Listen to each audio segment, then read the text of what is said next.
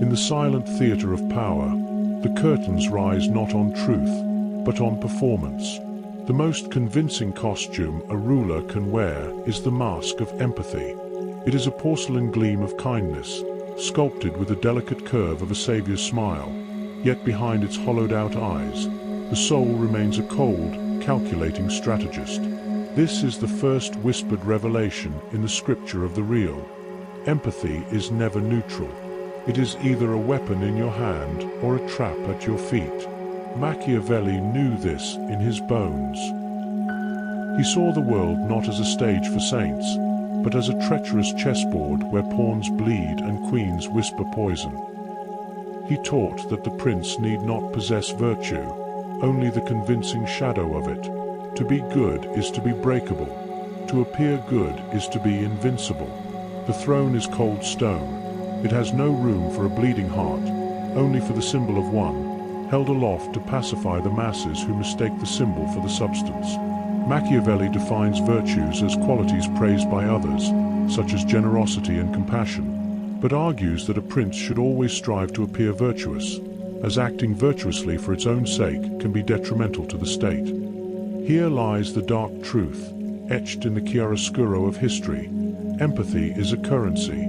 In the quiet wars waged in boardrooms and bedrooms, in the grand arenas of politics and revolution, it is spent and hoarded like gold.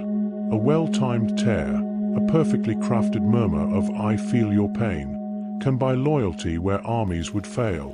It is the key that unlocks the gate of another's trust, allowing you to walk freely within the fortress of their heart, to learn its secrets, its weaknesses, its foundations. The naive believe this exchange is sacred, a pure communion of souls. But the master of the game knows it is merely a transaction. You offer the illusion of being understood, and in return, they offer you their will. Look closer at the king on his shadowed throne. The porcelain mask he wears is a masterpiece, warmed by the firelight, reflecting the adoration of his court. But see the glint in the slivers of his eyes, the cold, hard gleam of a mind that is not feeling, but mapping. He is not sharing the sorrow of the weeping courtier before him. He is indexing it. He is not absorbing the joy of the celebrating masses. He is measuring its depth and predicting its decay. For him, empathy is not a bridge between two souls. It is a lens, a tool for magnification, allowing him to see the intricate mechanics of a heart so that he might better wind it to his own design. On his board, the pawns weep real tears and bleed real blood, but the king and queen glow with a false, borrowed warmth, untouched and eternal, masters of the beautiful, terrible art of feigned compassion. There is a predator that hunts not in the flesh, but in the heart, and its most effective lure is compassion. Empathy, in its raw and radiant form, is an act of disarmament. It softens the hard lines of suspicion, quiets the alarms of the soul, and exposes the tender vulnerabilities we keep locked away. The moment a person feels truly understood, they lower their guard. The walls of their fortress crumble, not from a siege, but from a whisper. This is the moment the predator strikes. It does not come with fangs and claws, but with a mirror, reflecting your pain back at you so perfectly that you mistake its cold glass for a kindred soul. This is the Machiavellian twist on a sacred human connection. Empathy is not a selfless gift, but a weaponized mirror. The manipulator, the seducer, the ruler, they understand that to control someone, you must first become them, or at least appear to. They master what psychologists call cognitive empathy, the ability to intellectually understand another's emotional state without feeling it themselves. This detached understanding allows them to map the labyrinth of another's mind, to learn its secret passages and hidden chambers, all without getting lost in the messy emotions that dwell there.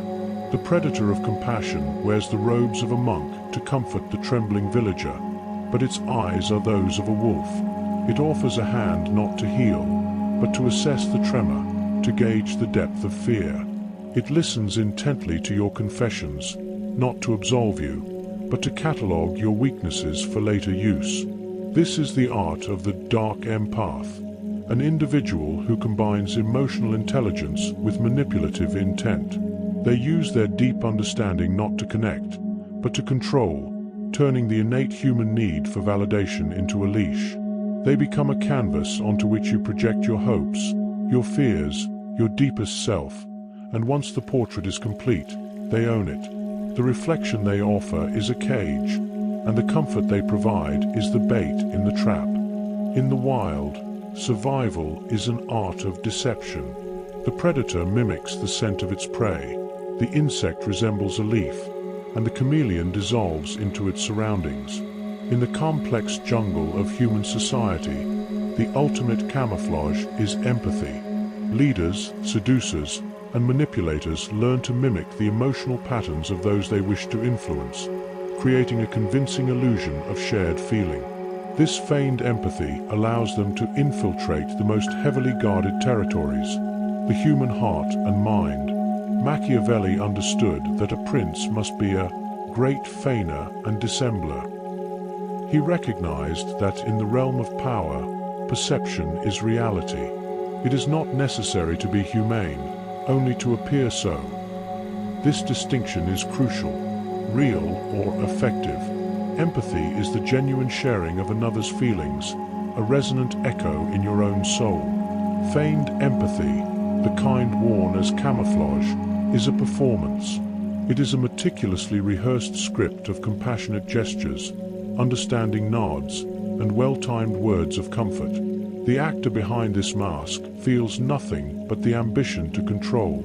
To survive, one must become a master of emotional forensics, learning to distinguish the genuine from the counterfeit. Is the empathy you are receiving a bridge, or is it a siege weapon in disguise? Does the leader embracing a soldier on the battlefield feel the soldier's sacrifice, or is he merely staging a photograph to bolster his own image, a dagger hidden behind his back? The manipulator, like a skilled actor, can shed a tear on command, their face a glowing mask of compassion.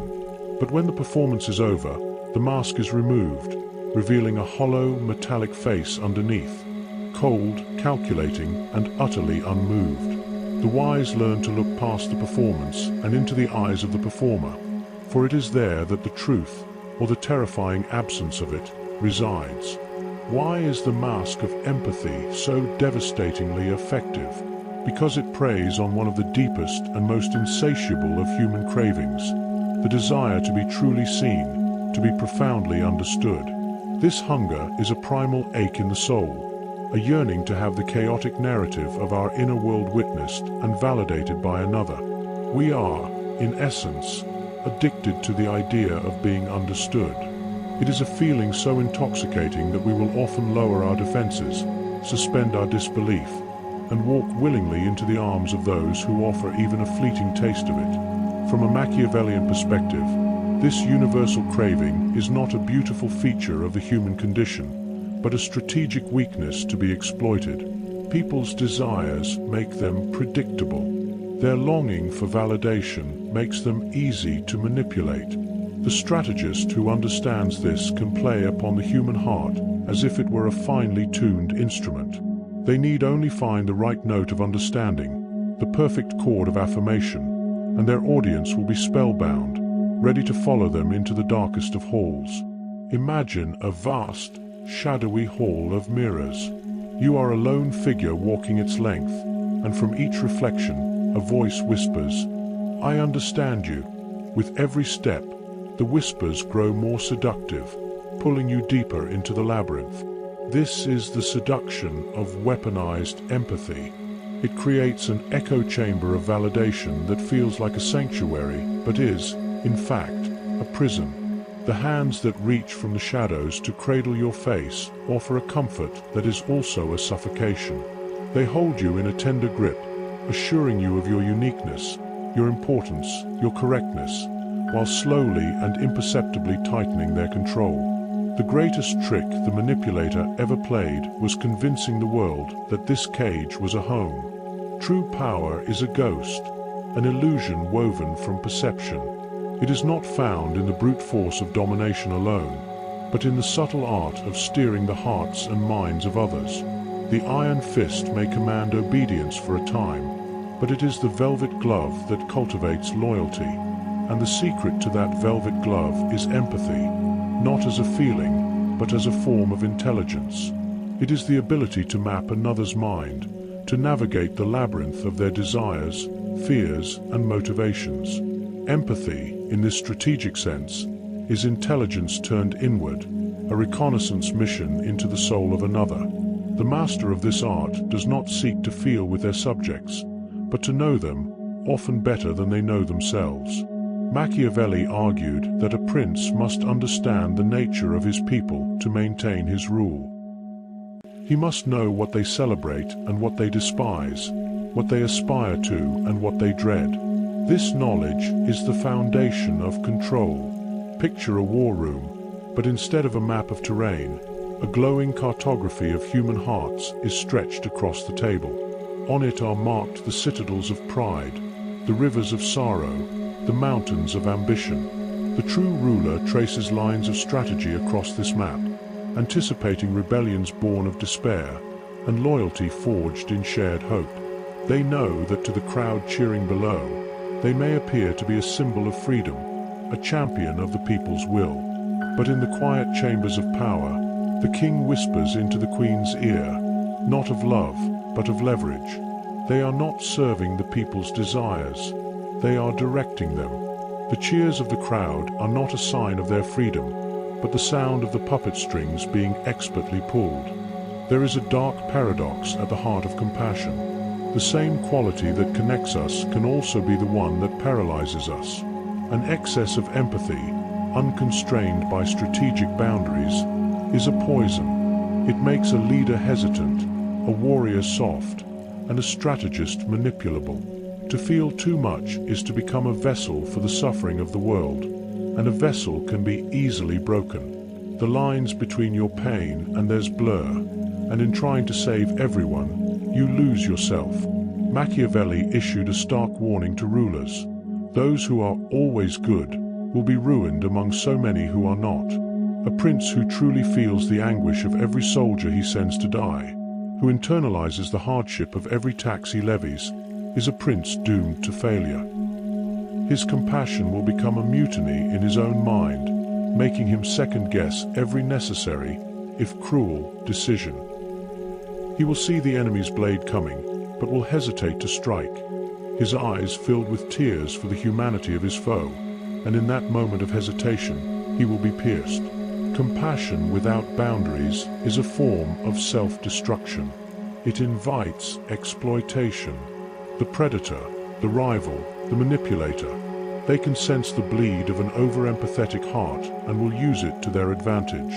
They will tell you their sob stories, display their wounds, and watch as you abandon your own interests to soothe theirs. A throne built from broken hearts cannot stand. It will collapse under the crushing weight of its ruler's own pity. In the cold calculus of power, a heart that feels everything is a liability. The strength to rule is not found in absorbing the world's pain, but in the capacity to witness it and act with unflinching, strategic clarity. Do not abandon empathy.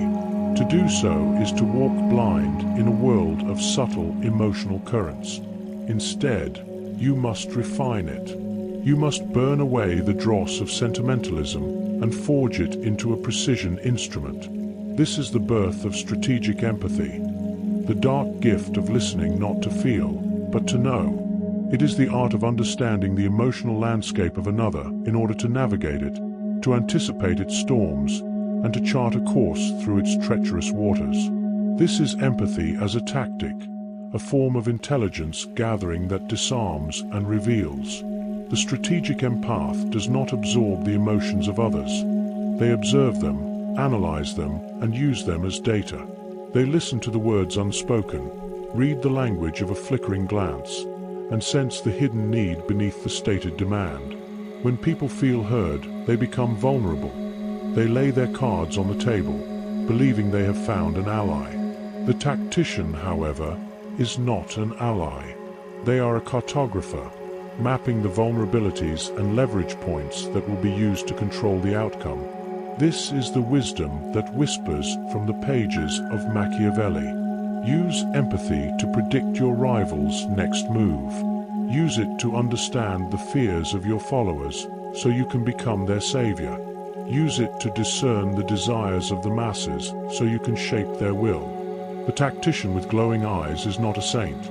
They are a grandmaster of the human chessboard, tracing the invisible lines of light that connect people, reading their emotions like constellations in the night sky. The masked figure who listens in silence does not offer solace. As the golden threads of another's words wrap around their hands, they are not weaving a blanket of comfort, but a net of control. Nowhere is empathy wielded with more devastating skill than in the intimate theater of love. It is here, in the candlelight and whispered confessions, that the weapon is unsheathed most tenderly. Love, at its core, is a pact of mutual empathy, an agreement to see and be seen, to understand and be understood. To be loved is to be made exquisitely vulnerable, to hand another the map to your deepest self, and to be betrayed is to learn the brutal lesson that this map can, and will, be used against you. Lovers are the most masterful weaponizers of empathy. They learn the melody of your heart so they can play it for their own purposes. They discover your secret fears under the guise of protecting you from them. They memorize your dreams so they can promise you a future they have no intention of building. The shared understanding that feels like a sacred bond is also the perfect conduit for manipulation. The most painful betrayals are not born of hatred, but of a chillingly precise empathy, the knowledge of exactly where to place the knife so it cuts the deepest. Machiavelli famously argued that it is safer to be feared than loved, for love is fickle and held by a chain of obligation which, because men are wicked, is broken at every opportunity for their own utility. Fear, he reasoned, is a more reliable motivator, maintained by a dread of punishment that never fails. Yet, empathy is the bridge between these two powerful forces. It is the tool used to cultivate a love that can be controlled, and it is the knowledge that informs how to instill a fear that is most effective. In the dance of love and betrayal, one figure holds the other in a gentle embrace, a soft smile on their lips, while behind their back, they hide the blade. And on the table, a single rose drips blood onto a letter. The words, "I understand you," glowing faintly, like poison in the ink. In the grand, silent conflict that underpins human history, two archetypes are locked in an eternal struggle, the empath and the Machiavellian. The empath is the one who feels too much, whose soul is a porous membrane, absorbing the pain and joy of the world without filter. They bleed for the suffering of others, their compassion a radiant and often self-destructive light. The Machiavellian, by contrast, is the one who uses feelings as tools. They are the architect of emotion, the strategist who understands that the heart is just another territory to be conquered. The empath, in their raw state, is the perfect prey. Their boundless compassion makes them trusting, and their desire to heal makes them easy to manipulate. The Machiavellian sees this not as a virtue, but as a fatal flaw. They thrive on the blood the empath so willingly sheds, mirroring their pain to gain their trust, and then exploiting that trust for personal gain. This is the clash between the one who experiences empathy as a state of being, and the one who wields it as a calculated strategy. One is the bleeding heart, the other is the steel crown that rests upon a foundation of such hearts. But the wise one, the survivor, learns that this is a false dichotomy. They understand that empathy need not be a weakness. They learn to forge their compassion into both a shield and a sword. A shield to protect themselves from the emotional manipulations of others, and a sword to cut through the deceptions of the world. They learn to feel, but to also think. They learn to understand, but to also act. In this final, enlightened state, the empath and the Machiavellian are no longer two warring warriors. They merge into one, a figure who glows with the light of compassion, but whose eyes hold the calculating wisdom of the shadows. They stand before a scale, balancing the bleeding heart and the steel crown, knowing that true power lies not in choosing one, but in mastering both. The final revelation is not a whisper, but a storm. Empathy is not a virtue to be blindly worshipped, nor a weakness to be cynically rejected. It is a force of nature, a double-edged blade of immense power. It can build empires of trust and burn them to the ground. It can be the gentle hand that heals or the subtle poison that enslaves. The ultimate task, therefore, is not to choose a side, but to achieve mastery over the blade itself, to wield it with purpose, precision, and a chilling understanding of its dual nature. This is the final, unspoken lesson of Machiavelli. Wield empathy as a tool, or you will become a tool in the hands of those who do. The world is not divided into the good and the evil, but into the effective and the ineffective. The master of the game does not ask if an action is born of love or of fear. They ask, does it serve the purpose?